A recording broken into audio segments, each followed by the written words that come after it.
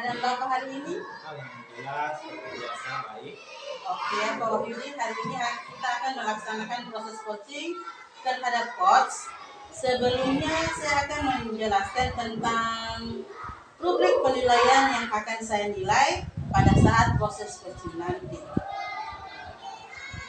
Yang akan saya nilai yaitu apakah proses coaching sesuai dengan alur cerita, yang dimana pada alur cerita tersebut Pak Wahyudi harus memberikan pertanyaan-pertanyaan yang berbobot, serta di situ saya akan menilai bagaimana respon coach terhadap pertanyaan yang Pak Wahyudi ajukan.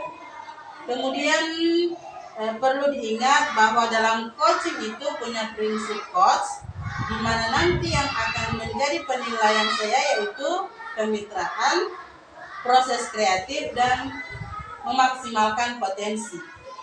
Sebelum proses coaching terjadi, saya akan mengajukan beberapa pertanyaan kepada Pak Wahyudi. Di mana pertanyaan yang pertama itu kompetensi coaching seperti apa yang Bapak inginkan? Oke, baik.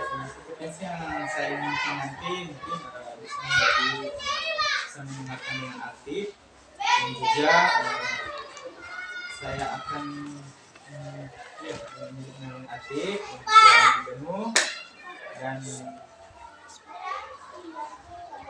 itu.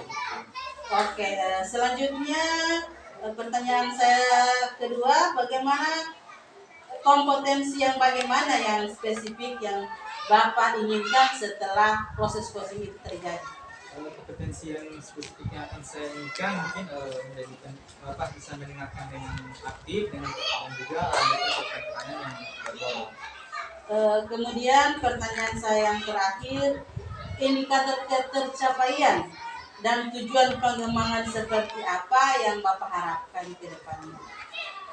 Yang saya harapkan ke depannya itu saya akan berusaha menjadi coaching yang akan mendapatkan solusi sehingga ke depannya dia bisa menyelesaikan permasalahan yang dihadapi. Oke, terima kasih Pak Wahyudi. Mungkin cukup sekian dulu pertanyaan dari saya pada pra-supervisi nanti. Setelah coaching kita akan ada pertanyaan selanjutnya. Silakan dilanjutkan proses coaching selanjutnya ya Pak. Oke, baik. Terima kasih. Assalamualaikum Pak Wahyudi. Apakah hari ini tidak sibuk? Ada yang ingin saya ceritakan? Oke, Waalaikumsalam Bu Misda. Baik, untuk hari ini juga saya ada istirahat, tidak ada jam di kelas. Baik, apa yang ingin Ibu ceritakan? Begini Pak, akhir-akhir ini sepertinya saya lihat kalau saya masuk di dalam kelas, sepertinya anak-anak di dalam kelas itu kurang antusias terhadap mata pelajaran saya, yaitu mata pelajaran IPA Pak. Oke, baik. Jadi menurut Ibu Misda, apa yang Ibu harapkan dari obrolan kita hari ini? Saya mengharapkan setelah obrolan hari ini saya mendapatkan solusi atas permasalahan saya Pak. Oke, baik. Kemudian menurut Bu Misda, hal apa saja yang membuat murid-murid itu kurang antusias dalam pembelajaran bersama Ibu? Kalau menurut saya, mungkin saya Pak pembelajaran saya tidak begitu menyenangkan, atau saya terlalu monoton di satu materi, sementara saya tidak memberikan sesuatu yang bisa menyenangkan siswa di dalam kelas Pak. Gitu ya Pak. Kira-kira apa saja yang dapat membuat murid-murid Ibu itu bisa antusias dalam pembelajaran? Menurut saya mungkin siswa-siswa itu menginginkan pembelajaran yang asik Pak, atau misalnya yang lebih menyenangkan, tidak membosankan Pak. Wah, baik. Saya sependapat dengan Ibu. Kemudian lalu menurut pendapat Ibu, apa saja yang bisa membuat murid-murid itu asik dan juga tidak bosan ketika ketika Ibu memberikan pembelajaran di kelas? Kalau menurut saya mungkin Pak, di dalam kelas itu saya harus diselingi dengan ice breaking, atau kemudian saya bisa memberikan games-games tertentu pada saat pembelajaran saya Pak.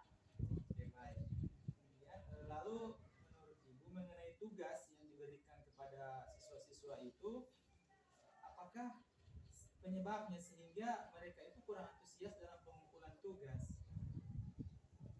Kemungkinan karena tugas yang saya berikan mungkin Pak terlalu banyak, atau mungkin berisi banyak pertanyaan sehingga siswa sudah merasa bosan untuk menjawab pertanyaan di tugas tersebut Pak. Oke. Tugasnya terlalu banyak ya. Iya. Oke. Baik, kalau begitu, kalau boleh tahu Bu, saat melakukan pembelajaran Ibu menggunakan sumber belajar apa saja yang Ibu gunakan? Kalau sumber belajar yang digunakan pada pembelajarannya saya itu biasanya saya mengambil sumber dari perpustakaan, kemudian saya browser dari Google materi-materi yang berhubungan dengan yang saya akan berikan di kelas nanti Pak. Oh, oke. Baik.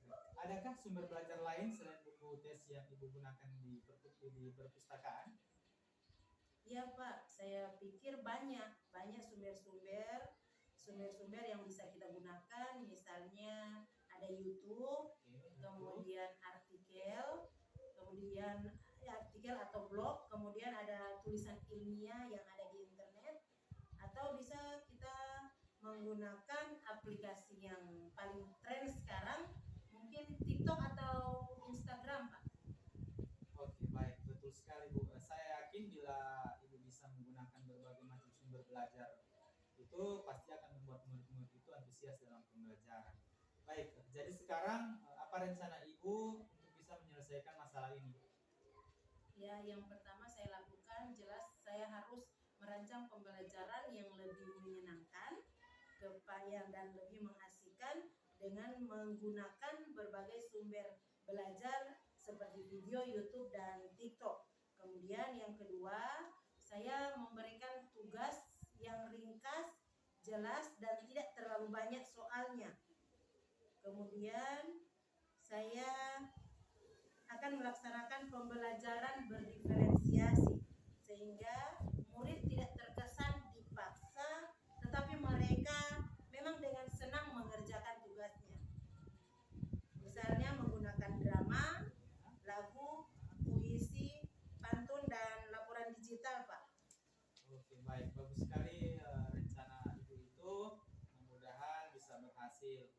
Baik, kemudian apa komitmen Ibu terhadap rencana Ibu yang sudah Ibu jelaskan tadi?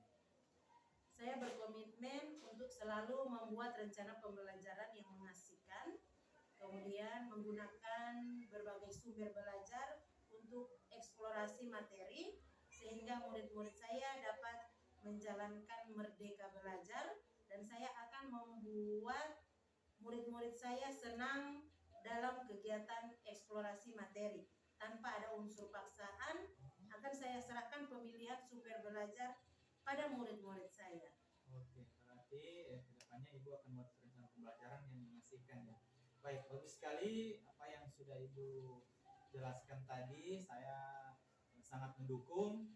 Mudah-mudahan semua apa yang sudah Ibu rencanakan bisa berjalan dengan lancar dan juga sesuai dengan harapannya Ibu. Ya, terima kasih Pak Wahyudi atas waktunya untuk sharing. Mudah-mudahan kita semua bisa menjadi guru yang selalu dirindukan oleh murid-murid kita.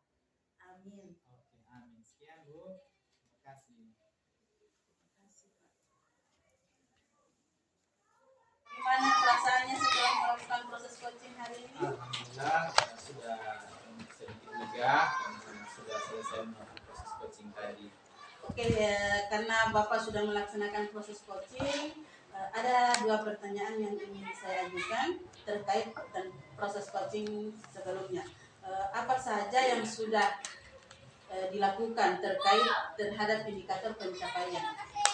Baik, ini pertanyaan pertama ini saya akan menjawab tentang indikator pencapaian yang sudah saya lakukan, yakni dalam proses coaching tadi itu saya sudah masuk dengan menggunakan Alurtirta.